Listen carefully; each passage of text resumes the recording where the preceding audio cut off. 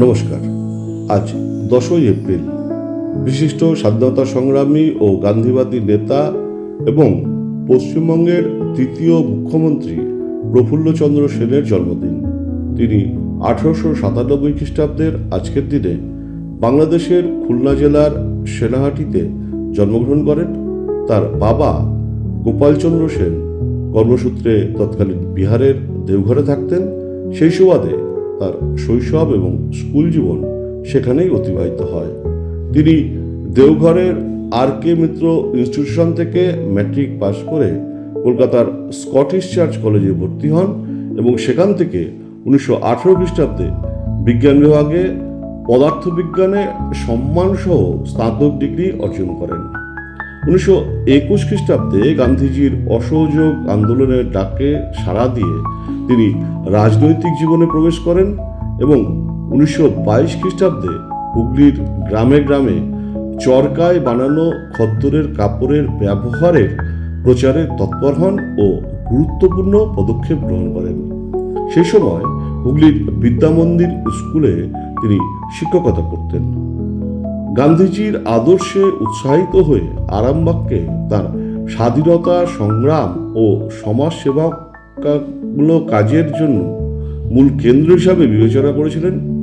সেই সময় অনুন্নত ও ম্যালেরিয়া প্রবণ আরামবাগের বিভিন্ন এলাকায় দীর্ঘ সময় ধরে তিনি গ্রামীণ পুনর্গঠন, খাদি পণ্য প্রচলন, অস্পৃশ্যতা দূরীকরণ এবং শিক্ষার বিস্তারে নিঃস্বার্থভাবে কাজ করেন, যার মধ্যে নিঃস্বার্থ সমাজসেবক হিসাবে আরামবাগের অনুন্নত এলাকায় সাধারণ মানুষের শিক্ষা, স্বাস্থ্য ও গ্রামীণ স্বনির্ভরতার জন্য অক্লান্ত পরিশ্রম করেছিলেন, যা তাকে আরামবাগের সাধারণ মানুষের কাছে অত্যন্ত জনপ্রিয় করে তোলে এবং স্বদেশী আন্দোলনের প্রসারের জন্য দলের মানুষের কাছে জনমুখী নেতা বা দলের প্রাণপুরুষ হিসাবে নিজেকে প্রতিষ্ঠা করতে সক্ষম হয়েছিলেন। আরামবাগের সাধারণ মানুষের ভাগ্য উন্নয়নে তার অসামান্য অবদানের জন্য তিনি শ্রদ্ধার সাথে আরামবাগের গান্ধী ও আরামবাগের জনক নামে অভিহিত হন।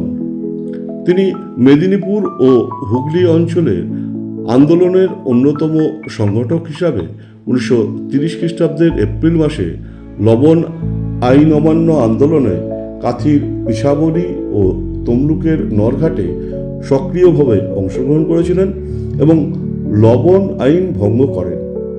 1940 খ্রিস্টাব্দে সত্যাগ্রহ আন্দোলনে তিনি অগ্রণী ভূমিকা পালন করেন। মূলত তার নেতৃত্বে আরামবাগ ব্রিটিশ বিরোধী আন্দোলনের তীব্র আকার ধারণ করে। 1942 খ্রিস্টাব্দে ভারত ছাড় আন্দোলনে তিনি সক্রিয় অংশগ্রহণ করেন এবং আরামবাগ এলাকায় গণ আন্দোলন গড়ে তোলেন। 1930 থেকে 1942 খ্রিস্টাব্দ পর্যন্ত তার ব্রিটিশ বিরোধী কার্যকলাপের সক্রিয় অংশগ্রহণের কারণে তিনি বারংবার আটক হয়েছেন এবং দীর্ঘ কারাবাস করেছেন। স্বাধীনতার পরে 1948 খ্রিস্টাব্দে ডক্টর বিধানচন্দ্র রায়ের মন্ত্রিসভায় তিনি অসামরিক সরবরাহ দপ্তরের মন্ত্রীরূপে যোগদান করেন এবং ডক্টর বিধানচন্দ্র রায়ের মৃত্যুর পরে 1962 থেকে 1967 খ্রিস্টাব্দ পর্যন্ত তিনি পশ্চিমবঙ্গের মুখ্যমন্ত্রীর আসনে উপবিষ্ট ছিলেন। 1975 খ্রিস্টাব্দে দেশের জরুরি অবস্থা ঘোষিত হলে তিনি তার তীব্র প্রতিবাদ জানান। তিনি কংগ্রেস থেকে বেরিয়ে জনতা পার্টিতে যোগদান করেন এবং জনতা দলের রাজ্য কমিটির সভাপতিত্ব দায়িত্ব গ্রহণ করেন ও 1977 খ্রিস্টাব্দে জনতা দলের প্রার্থী হিসাবে লোকসভার সদস্য পদ অর্জন করেন। তিনি 1990 খ্রিস্টাব্দের 25শে সেপ্টেম্বর শেষ নিঃশ্বাস ত্যাগ করেন, রেখে যান তার সৎ জীবনযাপনের এক উজ্জ্বল দৃষ্টান্ত। তিনি কখনো কোনো সরকারি অর্থ সাহায্য ও দাক্ষিণ্য গ্রহণ করেননি।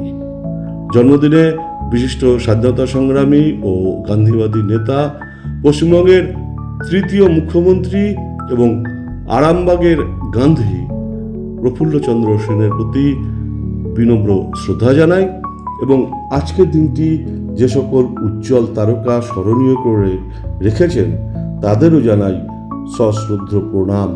আমার প্রতিদিনের শ্রোতা বন্ধুদের জানাই আন্তরিক ধন্যবাদ। জয় হিন্দ।